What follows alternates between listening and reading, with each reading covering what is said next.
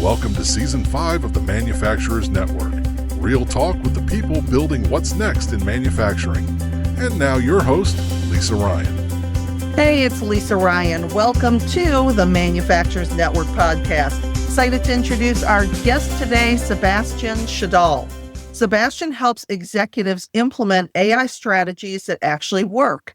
As founder of Fountain City and co-founder of TestFox.ai, his advisory services practice on one question: how do you join the 20% of AI initiatives that succeed instead of the 80% that fail? 60% of his work is in manufacturing and industrial sectors where practical implementation matters more than hype. Sebastian, welcome to the show. Hi there. Thank you for the intro. Glad to be here. So share with us a little bit about your background and what led you to doing what you do.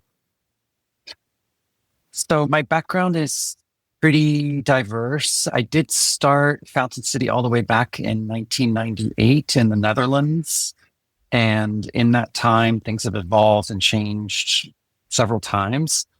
But on digital transformation at its core has surfaced in the last decade or so. And a lot of our work has been with manufacturing companies here and there over the years. And really, as we entered into 24, 25, we've been narrowing in more on doing digital transformation that focuses on AI implementation projects and predominantly in manufacturing.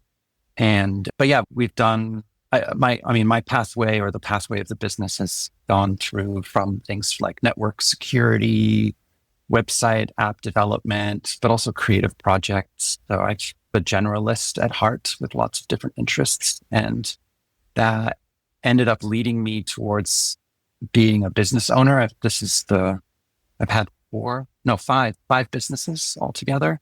2 were nonprofits. They didn't make it, but I have some entrepreneurial track records where like things work and some don't. But Fountain City has been around the longest and has definitely been the anchor core point of my life. Yeah, since 98 is quite a while ago. I was going to say, so you've seen quite a bit starting in 98 automation, and then where AI was probably around. I had no idea what's back because it was only movies back then. What to you has been the most surprising as we see this transition, and then really the complete speed up that we've seen in the last, say, 2-3 years when that and all these other AI programs are just now part of the conversation? Yeah, I think like a lot of technology or technological innovations, there's always this threshold point. And once things catalyze beyond that point, it finally becomes useful or effective or mainstream. And these large language models, which is what people usually refer to when they're talking about AI these days, have finally reached that catalytic point where you can actually set up either automations that are agentic, or meaning that they're qualitative automations, not just deterministic automations, because we could automate things in the last couple decades already that were deterministic kind of decisions. If this number is above this number, do this thing. The real difference with these LLM systems is that now we can integrate or have also qualitative decisions in an automation process. So it opens up a whole bunch of new kinds of automations that can be done to both work at different levels. So both at the workflow automation level, where you're doing work that might be time consuming or mundane work. Maybe it's like data transformation work that was like data entry work that used to take hours, and maybe bring in an intern to work through your spreadsheets. But also to help on the strategic level with brainstorming or strategic planning, or with code for like code planning, design patterns. And so there's all these different areas that have been opened up from it, which is very exciting. But yeah, I've seen so many different transformation points, and in a way, today feels a lot like the internet back in the mid-90s, where people would say, what's a website? I don't need a website. Why would I need a website? And these days people didn't really understand what the benefits were, why you'd want one, how it works, how much effort it even takes to make one. So yeah, we're getting a lot of this last year in particular was a lot of proposals and people just curious to see what does it take to put these systems into place. There's a lot of hype that's going on as well right now. And that leads to people who, if you don't understand what it can do, maybe overestimating what it can do for how much effort it's going to take to get those results. And I think I could talk quite a bit about reasons for failure or success in various projects and initiatives. That's definitely a contributing factor in there. It's just the hype. And aside from the hype, though, what are some of the most important things that a business can do to become AI ready? Take us back to the very beginning of the process of determining what they need and where they need it. Yeah, for sure. Being AI ready, there are different AI ready assessments that you can do if you want to take it on formally. But in essence, there's different things to look at. There's the management, strategic kind of level thinking. Is your organization thinking about it in terms of mandates, or do you actually have a vision that people can get behind? It's very different to say, we need to make sure 30% of our processes are run by AI by the end of the year. It's not very inspiring. That might be the directive you're getting coming down from your stakeholders or management or something like that. How can we take that and transform it into something that is more impactful or meaningful for the team? So that could be we're going to bring in AI to help you to do less of the things that are time consuming or that are distracting you from the real work that you want to be doing. Or knowledge we're seeing also in manufacturing companies. It's been quite popular last year, 25. There was quite a few companies that have been talking to us or that are working with us to do knowledge retention and knowledge dissemination, because AI can really help with that. If you have people in your organization who have all the answers, how do you get those answers into more people's hands, both for training, but also to remove bottlenecks, again, to free up people's time. But yeah, and then figuring out what is your long-term goal of what you're trying to achieve with the AI, and then breaking that down into concrete steps that you can measure an ROI on that have an actual achievable outcome is really crucial. And then making sure that the AI initiative that you're going to do, these little stepping stone bricks, have as narrow a focus as possible is also important. Sometimes I'll see ideas or projects or initiatives that are just too broad or trying to do too many things with the AI. But if you keep it really concrete and focused, that is very helpful. Two other foundational things that are really important is process and data. And this data question can be handled even before you even have a project. So capture as much data as you can, start storing data everywhere you can. If you're doing calls, start recording them. If you're writing blogs or you're doing video recordings, get them all transcribed, store them all. You want to be capturing as much data as you can everywhere. And then once you have data, you can actually just plug services into that data. And there's ways to either organize or synthesize data too. Anyway, there's a lot you can do with data. Data is really important. If there's not good data, you just end up with generic input for the AI systems. And then the other is processes. So especially in manufacturing, I see a lot of companies that it's great that they're excited. Sometimes they'll come to us and they want to do this ambitious project that they have, and they don't have a process right now. All might be in someone's head, and maybe their CRM system is Bob's phone, right? That he has all his contacts in and he does all his big deals with his phone network. It just knows. And maybe the sales process is like, we just know Judy's great with these kinds of clients. We pass it over, but she might have a totally different process than someone else. And so a lot of the times getting these AI systems into place, it's actually a kind of a 3-tiered process, because it's making sure that we've got the data or identifying what data is needed, and then making sure we document, create, formalize the processes, which is healthy for the business regardless, for legacy, for growth, for consistency. And then once you have those processes really well defined, that might look like a flow chart with UML diagram, or basically a flow chart where you can go left or right depending on the logic tree. And that might be a flow chart that's describing either a workflow process, or it could be a workflow describing a logical decision tree if it's more of a logic decision that the AI system is doing. Once you have those things into place, then you can start integrating in the actual LLM, the AI pieces into it, which ideally often is a combination of traditional automation plus the AI at the right places. You don't want to just throw the AI everywhere as well. So sometimes I'll see the AI being used to do math systems or deterministic systems, and that can also lead to a lot of issues. Like you want to use the AI where you need a qualitative assessment. I could keep going, but I think that's already a lot to answer your question. Yeah.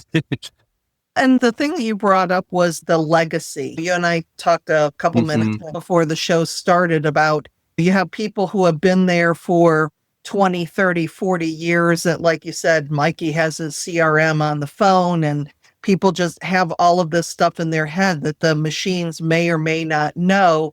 So that knowledge transfer is probably one of the number one things, like thinking about, okay, what happens if Mikey retires next week? What systems will be the most impacted and how do we start to figure it out? And maybe even just starting there of step by step, looking at the people you have, the knowledge that they have in their head, and more importantly, letting them know that getting rid of the fear. No, AI is not here to take your job. AI is here so that the work that you've been doing for the last 30 years can continue for the next 30 years with your thought processes and stuff. So share a little bit about what you're seeing your clients do that as far as getting that knowledge, documenting their processes, and keeping their workforce in that flow. Yeah, so it depends on the organization, but I would say the strategy for that knowledge retention depends on where the data is right now. So there's an assessment that needs to be done. Sometimes the data is there, but it's disorganized. One manufacturing company that we've been working with, they have a lot of data actually in their emails. So we're looking at you leveraging 20, 25 years worth of email conversations and then doing an analysis on the emails to create a springboard. But some other strategies work too, which could be data synthesis. So you use AI with inputs that you set up to generate a whole bunch of data. And then you use the people who understand what the real answers should be, who then go through it and parse it and help basically train the system to know what's correct and incorrect in its data. But other times there might be documentation that's laying around and it actually has the answers in it. And that just needs to be used for the AI system. You can then plug an AI system into that data and then you can ask questions of those specifications. So it depends on the situation, but those are typical approaches. So either organizing or creating, or interviews actually is another one too. So interviews can be conducted. You can do that in different ways. It depends on the person. So could be someone interviewing them on a call like this, and you just record all the answers that they're saying. But it could also be prompts that the person is just answering on their own as they record either video or voice and then use that. Yeah, different methods. I would say like a lot of these things, generally I would try and adapt it to how that person thinks or works or be best. You want the process to be as smooth as possible. You mentioned just a little bit in passing some resistance that might exist where people are afraid of their job being taken away or things like that. I've looked a lot into that, that's been a big discussion for sure for the last couple of years. I would say education is probably the most important thing. So the more people understand how AI works, the more you realize all the things it can't do and it's not very good at, honestly. It's not, the people tend to, the less you understand about how it works and what it does, the more you glorify it and just see it as a threat. And the more you understand it, the more you realize how you can control it and use it as a tool, just like a calculator might help a scientist to do faster math equations or whatnot. And that fear and resistance tends to go away. The people who I think are honestly the biggest threat of being replaced by AI are the ones who are afraid of it and don't want to learn it. Because if the jobs of the future, if you didn't want to use a computer as computers were being invented because you're afraid they're going to take your job, and then jobs are hiring and they require you to have computer skills, you're just not going to get hired because you don't have the computer skills. And then the thing you were afraid of actually comes true. So there's a bit of that where you create the fears that you create end up being the truth. So I'd be cognizant of that. But that said, the kinds of jobs that are going to be done in the future will be influenced and affected by AI for sure. And so there is a need to adapt and learn and shift, and in certain domains, absolutely. So it's a bit of both, right? There is a shift coming in terms of the work you're doing, but then also if you understand the AI, then there's the risk of it just being a flat out replacement is also greatly reduced too. And how are you seeing your clients ensuring that the AI projects that they're starting or that they're thinking about starting are successful? So a lot of the things that I already talked about are key. So I think especially if you're looking top down, I would say making sure that you have a project that is not too big. And if it is big, how do you break it down into smaller chunks? Making sure that those chunks have very clear outcomes and that you can measure an ROI. So in terms of size, I would say it's rare when I'm seeing projects that make sense to be over 2 years. Right now, I would say something between 3 months to a year is probably a good target for an AI sub projects, right? So you might have the big goal might be, we want to create a virtual, let's say, sales engineer who knows everything about our products, our B2B products, like in manufacturing, let's say. And that system eventually can help us to speed up quotes or customized solutions in manufacturing plants that would be supervised by an engineer. But the first step, so you can break that down into steps, might be a system that can help to, let's say, answer questions that come up in webinars with customers after the webinar as follow-up Q&As to the emails that are sent. And as maybe the system at first doesn't know the answers to those questions, so you answer them, but as you're answering, you're helping to train the knowledge base. And then maybe the next step is that you have a tool that you launch on your website for internal, external use that can do product replacements for under certain conditions or specific. So it's like a data lookup kind of tool. And that could be conversational, but it could also just be a search tool. And so you keep building more and more things. And then eventually you can arrive at a system that can help train new engineers with like your best practices. You have all the knowledge in there, and then eventually start doing that final thing. But by breaking it down into these little steps, you have a concrete outcome in it. Yeah. Go ahead. Sorry. Well, no, that makes so much sense. And the one thing that came to mind for me was a real world when I'm showing people how I use a large language model, because I just talk to it like it's a human being. It's like some of my prompts are a couple paragraphs long because I'm very narrowly defined. There's one thing to say, write an article on employee engagement in manufacturing versus going on for 2 or 3 paragraphs. And when I'm doing this, just talking into my phone, and people are like, they have this look on their face. You can really talk to the robots like that.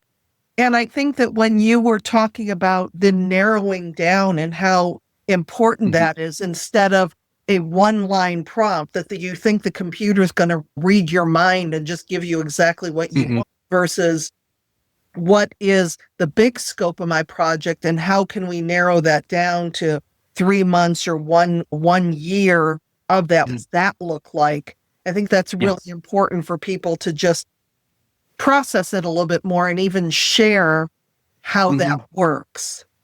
Scaffolding is so important, whether you're doing code or you're trying to improve your, let's say, your sales and marketing processes of your manufacturing company.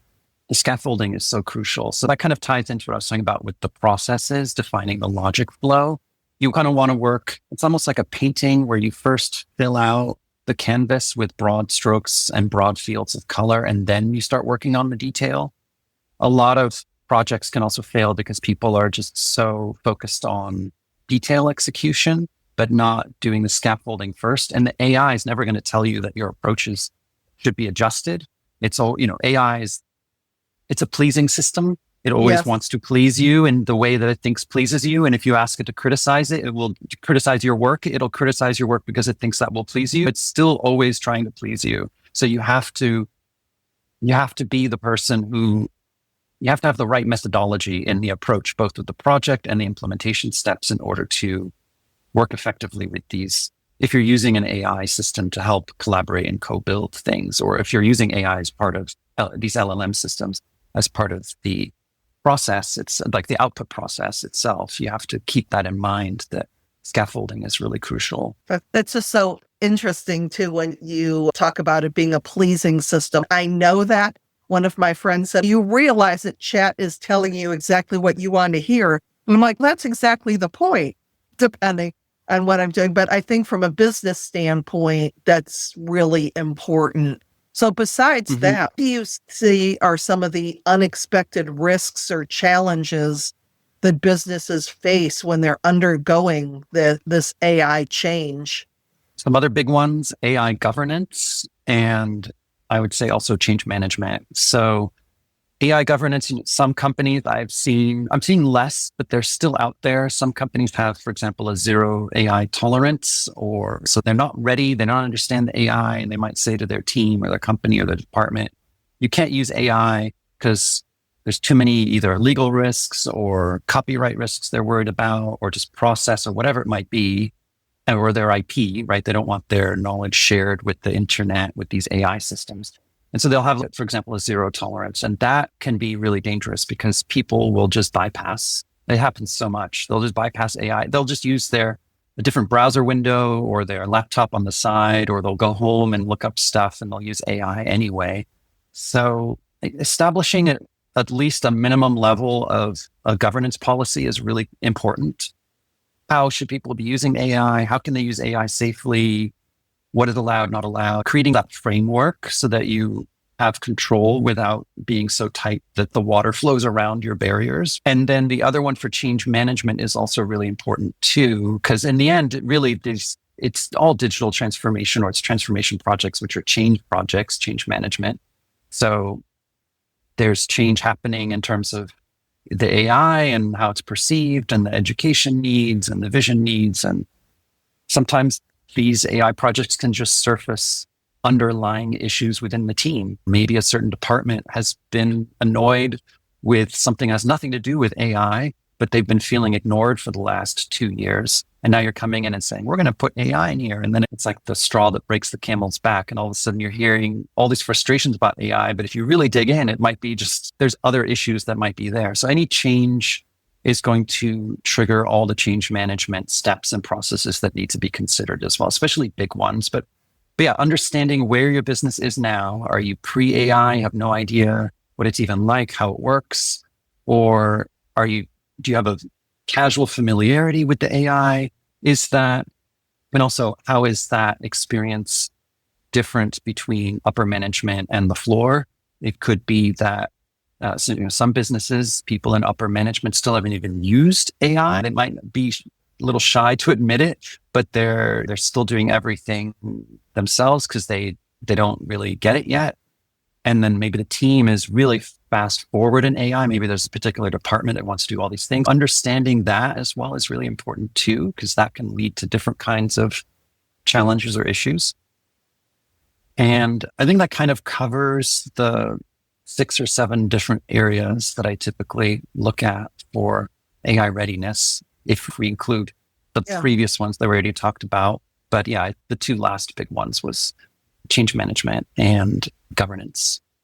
And when you were talking about governance, the thing that I compared it to was when social media first started coming out, and companies either were zero tolerance for social media or go wild until they came up with their policies and governance to say what you can post, what's fair to post, what's not fair to post. And now that's just kind of part of the lexicon. Like we know that social media is out there. And I think that it's a really good correlation to the business of what's going to help us with AI and our particular things when it comes to IP, when it comes to other things out there. What do we need to make sure that our employees aren't doing, but at least keeping it all in-house? Because again, we are not putting that genie back in the bottle, and that governance seems to be another really good place to start. As far as where are people, where are our people? Are they at the I'm afraid 0, or I'm just going wild and letting AI hallucinate to the nth degree and believing it all? Absolutely. Yeah. So one thing that can be helpful, I have a blog post and a YouTube on this for if there's ways to put links in or if you want to put links in, but there's an AI readiness kind of self-assessment you can do. And there's a process for that. You can rank yourself against different areas and then see, it follows the rule of the chain as strong as its weakest link principle. So if you're forward, going really fast in terms of your team's AI hunger, because I've seen that too, where people are so inspired and passionate about learning and they're doing all these things, but there's no governance in place, then that's your weakest link. And you should be doing some work there to help that area to catch up to where you're steaming ahead in the other areas. And even if you don't address the disparity in your self-assessment immediately, it's really important to know that it's there, because you're basically at least aware of the risks and not just, what you don't know at that point instead of not knowing what you don't know. And then that's usually where this is just general project management or project theory in general. But when I see projects fail, or when I've had projects fail in the last 20 plus years, it's usually because someone didn't realize something that they just didn't know they needed to know. And that's such an easy way for a big mistake to happen, or for a project to fail, or if you don't even know that you need to have governance in place for your team, you're much more likely to have governance related issues than if you're at least aware of it. So step one, become aware. And where is the assessment? We're getting to the end of our time together anyway, so I'm going to have people get in touch with you. To include it in the show notes, I can do that. But, sure. So I have a YouTube channel that is my name. I can give just the link to that. It'll be one of those videos. And then on the Fountain City blog, there's a blog post for that too. It's probably a little long to spell it out for the podcast, but you can also just go to fountaincity.tech/blog and look for the blog posts there. Okay, awesome. What would be, as we're wrapping it up, your number one tip as far as, because we covered a lot with governance and everything that's going on, as far as starting to get ready to take the next step with AI to capture that legacy? People are going to walk away with one thing that they could do today or this week. Where would they start? I think it depends first on where you're at. So if you're at the very beginning, then I think learning, awareness, discussion, taking time to focus on this and realizing that it's important, it's not going away, would be the first thing to be doing. So that awareness step. If you're further along, then I would say doing that kind of an AI readiness is important. And then if you're looking to implement projects or you're starting to implement them, making sure you're doing a roadmap planning, that again, I have a different blog post, I think, on the AI implementation steps, but breaking that down more at that point. So step one, just figuring out where you're at and then having a good overview assessment of your business. And if people did want to continue the conversation and learn more about your services, what's the best way for them to get in touch? So I'm pretty easy to reach. So it could be LinkedIn, it could be on our Fountain City website, on the contact page is pretty easy as well. So I pretty much see all the messages that go there. All right. Sebastian, it was such a pleasure having you on the show today. Thanks for joining me. Thank you so much. This was awesome. Thank you. Take care. I'm Lisa Ryan, and this is the Manufacturers Network podcast. We'll see you next time. Thanks for listening to the Manufacturers Network podcast. If this conversation gave you something to think about, share it with someone else who will get it. And hit subscribe so you don't miss what's next.